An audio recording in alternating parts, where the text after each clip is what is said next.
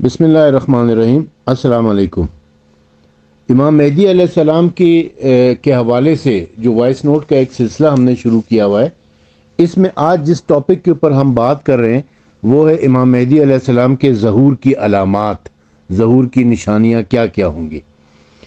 इस हवाले से मैं ये अर्ज़ करूँगा कि अहले सुन्नत के एक आलिम हैं मौलाना हाफिज़ मोहम्मद ज़फ़र इकबाल। उन्होंने अपनी बड़ी मशहूर और मारूफ उनकी किताब है इस्लाम में इमाम मेहदी का तसव्वुर।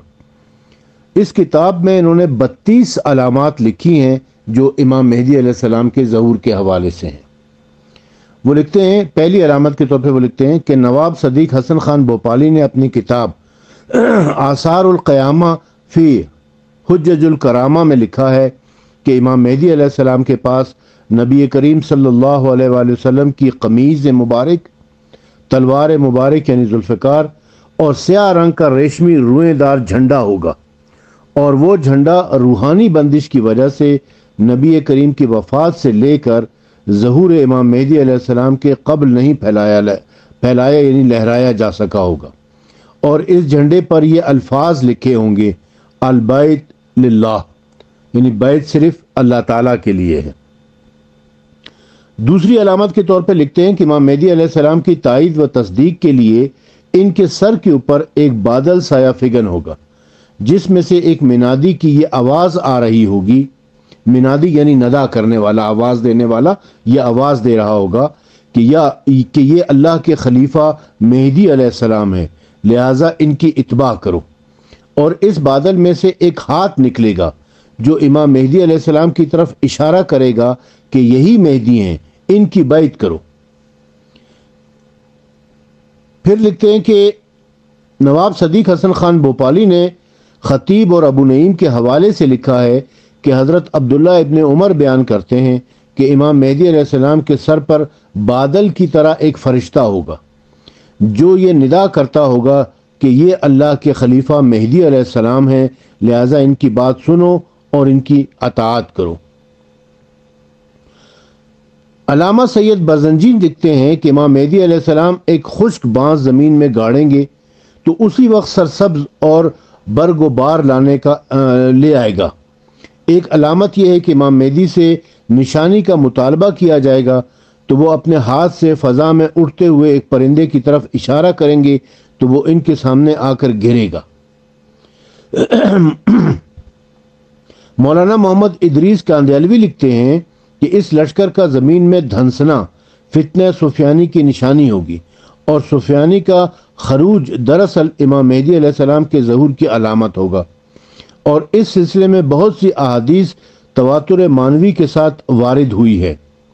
तवातुर मानवी से मुराद ये होता है कि किसी एक मौजू के ऊपर 50 से ज़्यादा अहादीस मौजूद हों, जिसमें से कुछ अहादीस मुतवातिर हों, कुछ सही हों, कुछ हुस्न हों, कुछ ज़ईफ़ हों, लेकिन 50 से ज़्यादा एक ही मौजू के ऊपर एक ही मफहूम के साथ हदीस मौजूद हो तो उसको हम कहते हैं कि तवातुर मानवी। हदीस की लैंग्वेज में यानी हदीस की असूल हदीस की ज़बान में कहते हैं कि इस हदीस को तवातुर मानवी हासिल हो गया है, और जिस हदीस को तवातुर मानवी हासिल हो जाता है वो सबसे आला दर्जे की हदीस तस्लीम की जाती है। इसके बाद वो लिखते हैं कि अलामा सैयद बरजंजी लिखते हैं कि और इन अलामात में से एक ये भी है कि आसमान से एक मिनादी आवाज़ देगा कि ए लोगो, तुम्हें खुशखबरी हो कि अल्लाह ताला ने जालिमों, मुनाफिकों और इनसे मोहब्बत रखने वालों से तुम्हें निजात दी है, और उम्मत मोहम्मदिया सल्लल्लाहु अलैहि वसल्लम का बेहतरीन फ़र्द तुम पर अमीर मुकर्रर किया है, लिहाजा अब तुम मक्का मुकरमा जाकर इससे मिल जाओ। वो इमाम मेहदी अलैहिस्सलाम हैं और इनका नाम मोहम्मद है। अगली अलामत के तौर पे लिखते हैं कि ज़मीन सोने के सतूनों की तरह अपने जिगर के टुकड़े बाहर निकाल देगी। 10वीं अलामत के तौर पे लिखा है कि लोगों के दिल गनी हो जाएंगे और ज़मीन कसरत से अपनी बरकतों का ज़हूर करेगी। 11वीं अलामत है कि इमाम मेहदी अलैहिस्सलाम खाना काबा में मदफून ख़जाना निकाल कर इसको फ़ी सबीलिल्लाह तक़सीम कर देंगे, और खाना काबा के اس مدفون خزانے کو جو امام مہدی علیہ السلام تقسیم فرمائیں گے تاج الکعبہ کہا جاتا ہے، رتاج الکعبہ کہا جاتا ہے۔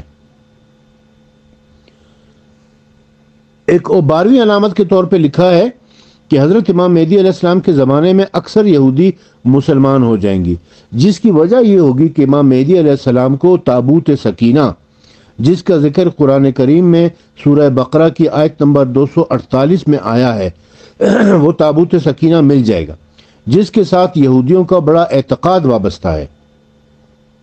اس لیے وہ اس تابوت سکینہ کو امام مہدی علیہ السلام کے پاس دیکھ کر مسلمان ہو جائیں گے۔ چنانچہ نواب صدیق حسن خان بھوپالی لکھتے ہیں کہ من جملہ ان علامات کے ایک علامت یہ بھی ہے کہ امام مہدی علیہ السلام تابوت سکینہ کو انتقائیہ کی کسی غار میں بحر تبریہ سے نکال کر بیت المقدس میں رکھ دیں گے، جس کو دیکھ کر سوائے چند ایک کے باقی سارے یہودی مسلمان ہو جائیں گے۔ میں تھوڑا سا تابوت سکینہ کے حوالے سے عرض کروں کہ تابوت سکینہ میں امام علی علیہ السلام کی لکھی ہوئی مصحف فاطمہ، کتاب الجفر اور کتاب الجامع کے علاوہ انبیاء کرام کے تبرکات، مثلا حضرت موسیٰ علیہ السلام کا عصا، حضرت سلیمان علیہ السلام کی انگوٹھی، حضرت یوسف علیہ السلام کی قمیض، حضرت ابراہیم علیہ السلام کی عبا، رسول اکرم صلی اللہ علیہ وسلم کا عمامہ اور حضرت علی علیہ السلام کی تلوار ذوالفقار وغیرہ موجود ہوں گی۔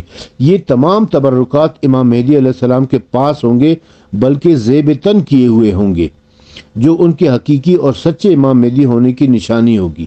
مزید یہ کہ وہ تمام معجزات بھی ہوں گے جو انبیاء کرام کے تبرکات میں ہوتے ہیں، یعنی جو حضرت موسیٰ علیہ السلام کے عصا میں جو معجزہ موجود تھا وہ امام مہدی کے پاس ہوگا، جو حضرت سلیمان کی انگوٹھی میں معجزہ تھا وہ امام مہدی کے پاس ہوگا۔ 13ویں علامت کے طور پہ لکھتے ہیں کہ قرآن کریم میں حضرت موسیٰ علیہ السلام کے لیے دریائے نیل کا پھٹ کر دوبارہ ہموار راستہ بنانا صراحتاً مذکور ہے، جس کا انفلاق بحرے سے تعبیر کیا جاتا ہے۔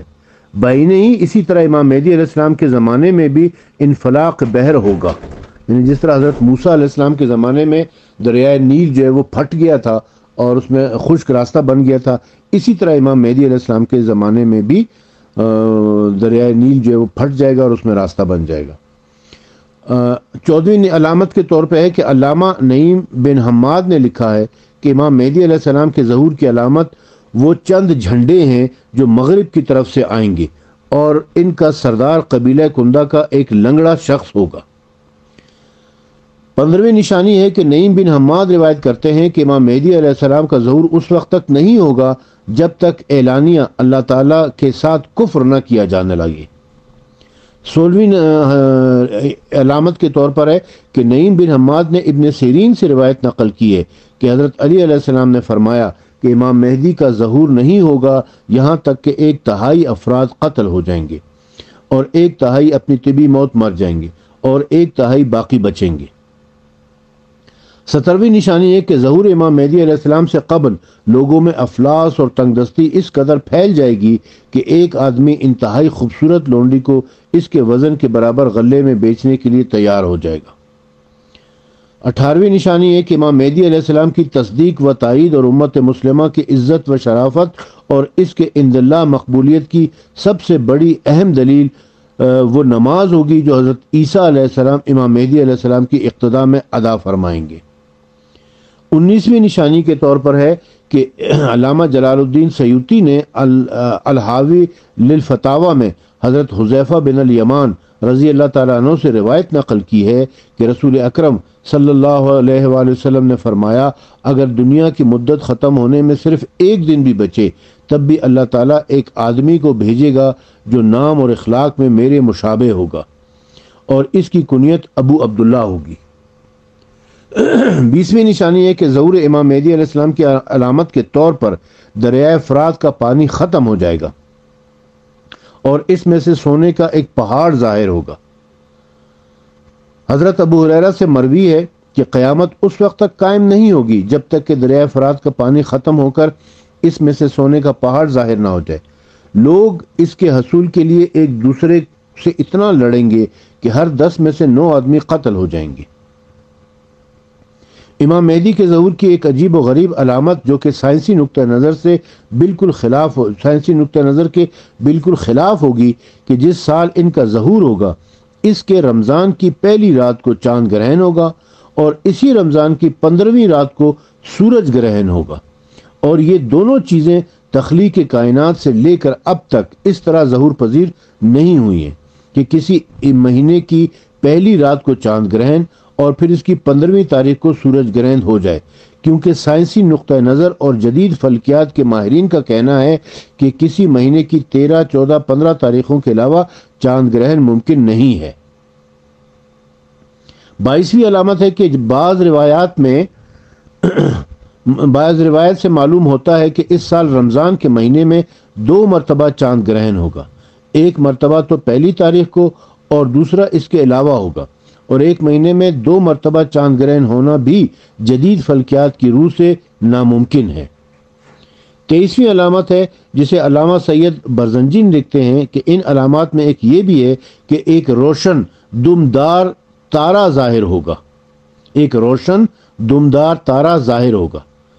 24ویں علامت ہے کہ مشرق کی طرف سے ایک انتہائی عظیم آگ کا 3 یا 7 راتوں تک مسلسل ظاہر رہنا بھی علامات ظہور امام مہدی علیہ السلام میں شمار کیا گیا ہے۔ 25ویں علامت کے طور پر ہے کہ آسمان پر انتہائی گھٹا ٹوپ تاریکی چھا جانا بھی علامات ظہور امام مہدی علیہ السلام میں سے ایک ہے۔ 26واں آسمان کی انتہائی سرخ ہو جانا اور اس سرخی کا افق پر پھیل جانا۔ دیکھیں، ایک تو یہ سرخی ہوتی ہے نا جو عموماً آپ کو مغرب کے وقت نظر آتی ہے، جو سورج غروب ہونے کے بعد ایک ہلکی سی سرخی ظاہر ہوتی ہے، یہ وہ سرخی نہیں ہے، یہ پورے آسمان کا سرخ ہو جانا ہے۔ 27ویں علامت کے طور پر ہے کہ آسمان سے ایک ایسی آواز کا آنا جو تمام اہل زمین سن لیں گے، اور عجیب تر بات ہوگی کہ وہ آواز ہر زبان والے کو اس کی زبان میں سنائی دے گی، یعنی اردو بولنے والا اردو میں، پنجابی والا پنجابی میں، پشتو والا پشتو میں، پرشین والا پرشین میں، بلوچی والا بلوچی میں، سندھی والا سندھی میں، ہر زبان کا، جرمن والا جرمن میں، فرینچ والا فرینچ میں، انگلش والا انگلش میں، ہر زبان بولنے والا اپنی زبان میں اس آواز کو سنے گا۔ 28ویں نشانی ہے کہ شام کی ہرستہ نامی بستی کے زمین میں دھنسا دیا جائے گا۔ 29واں ہے کہ نفس زکیہ سے مراد ایک شریف آدمی، نفس زکیہ کا قتل بھی ظہور امام مہدی کے علامات میں سے ایک ہے۔ 30ویں میں ہے کہ خراسان کی طرف سے سیاہ جھنڈوں کا آنا۔ اب یہ خراسان کی طرف سے سیاہ جھنڈوں کا جو آنا ہے، اس کے حوالے سے میں بیان کر چکا ہوں پہلے بھی ایک وائس نوٹ میں، کہ وہ جو سیاہ جھنڈے ہیں وہ خراسان سے مراد کیا ہے؟ ایران، آذربائیجان، افغانستان، پاکستان کا جو بلوچستان کا علاقہ ہے یہ، اور خراسان اور ہند کا لفظ بھی آتا ہے جس میں انڈیا اور پاکستان بھی شامل ہے۔ 31ویں علامات کے طور پر ہے کہ ایک کان کے پاس لوگوں کا دھنس جانا۔ اس حوالے سے حضرت عبداللہ ابن عمر سے روایت نقل کی گئی ہے کہ قیامت کے قریب مختلف علاقوں سے مختلف دھاتوں کی کانیں برآمد ہوں گی، جن میں سے ایک کان حجاز کے قریب بھی ظاہر ہوگی۔ اس کے حصول کے لیے بدترین آدمی، جس کا لقب کثرت ظلم کی وجہ سے فرعون پر گیا ہوگا، آئے گا اور لوگوں کو اس میں کام کرنے پر لگا دے گا۔ لوگ اس میں کام کر رہے ہوں گے کہ سونے کی ایک اور کان ظاہر ہوگی، اور اس کو دیکھ کر وہ ابھی خوش ہو ہی رہے ہوں گے کہ اس کان میں کان سمیت دھنسا دیا جائے گا، یعنی وہ کان جو ہے وہ بالکل زمین کے اندر دھنس جائے گی۔ 32ویں نشانی ہے کہ علامہ سید برزنجی لکھتے ہیں کہ رسول اکرم صلی اللہ علیہ وآلہ وسلم نے فرمایا، قیامت اس وقت تک نہیں آئے گی جب تک زمانہ قریب نہ ہو جائے۔ اس تیزی سے گزرنے لگے گا کہ سال مہینے کے برابر، مہینہ ہفتوں کے برابر، ہفتے دن کے برابر، دن گھنٹوں کے برابر، اور گھنٹہ ایک شعلہ سلگنے کے برابر ہوگا۔ اس حدیث کی شرح میں ملا علی قاری متقی نے علامہ خطانی کا یہ قول نقل کیا ہے کہ ایسا امام مہدی علیہ السلام یا حضرت عیسیٰ علیہ السلام دونوں کے زمانے میں ہوگا۔ میں کہتا ہوں کہ آخری قول ہی زیادہ ظاہر ہے، کیونکہ یہ معاملہ خروج دجال کے وقت پیش آئے گا، اور دجال کا خروج ان دونوں بزرگوں کے زمانے میں ہی ہوگا۔ یہ وہ 32 علامات تھے جو کہ میں نے اہل سنت کے ایک عالم علامہ محمد ظفر اقبال کی کتاب سے درج کیے ہیں۔ اب ہم آتے ہیں آغا نصیر خان احمد زئی کمبرانی کی کتاب ہے امام مہدی علیہ السلام کے حوالے سے انہوں نے ایک کتاب لکھی ہوئی ہے، اور یہ جو آغا نصیر خان احمد زئی ہے ان کو پاکستان میں ستارہ امتیاز کا اعزاز ملا ہوا ہے، حکومت پاکستان نے ان کو ستارہ امتیاز دے رکھا ہے۔ یہ لکھتے ہیں، یہ شجرہ محمد مصطفیٰ ان کی بڑی مشہور کتاب ہے، شجرہ محمد مصطفیٰ، اور اسی کتاب کی تصنیف پر ان کو یہ ستارہ امتیاز ملا تھا۔ وہ لکھتے ہیں کہ امام مہدی علیہ السلام 15 شعبان المعظم 255 ہجری کو سامرا عراق میں پیدا ہوئے۔ آپ کی والدہ کا نام نرجس خاتون اور آپ کے والد کا نام امام حسن عسکری تھا۔ امام حسن عسکری نے آپ کے کان میں اذان اور اقامت کہی اور پہلی خوراک کے طور پر اپنا لعاب دہن آپ کے منہ میں زبان کے ذریعے دیا۔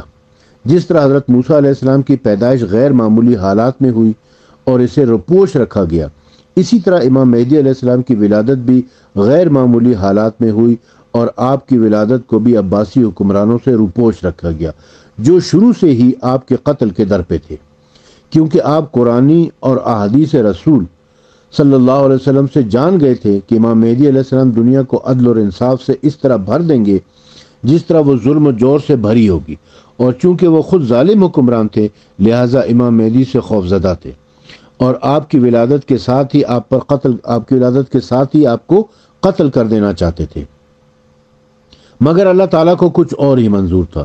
امام حسن عسکری علیہ السلام نے آپ کی ولادت کو روپوش رکھا۔